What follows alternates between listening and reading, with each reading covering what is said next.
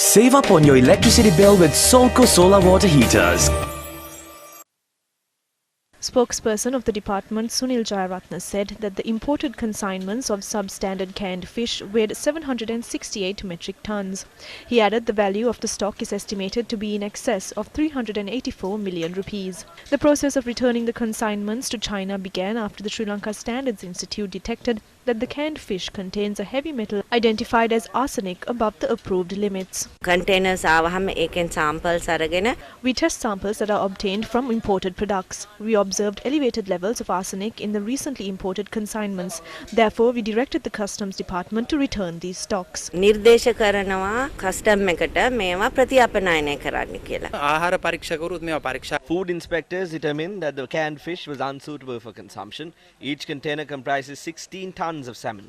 We conduct frequent checks on imported products. We will take stringent action under the law. ප්‍රකාරව දැඩි දඬුවම් පැමිණීමට අවශ්‍ය නීති ප්‍රතිපාදන සියලු ආකාරයෙන්ම අපිට තියෙනවා.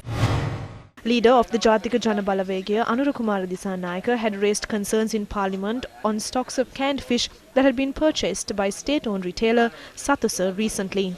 The Trade Ministry is responsible for providing goods and services of quality to the people.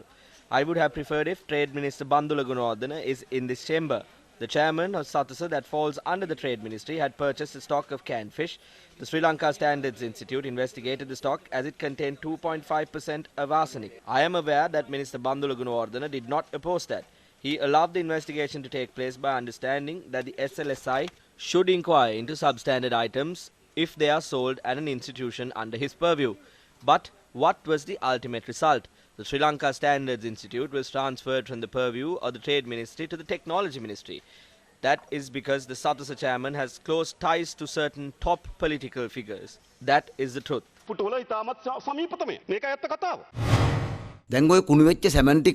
Once the salmon arrived at the harbour, information was leaked.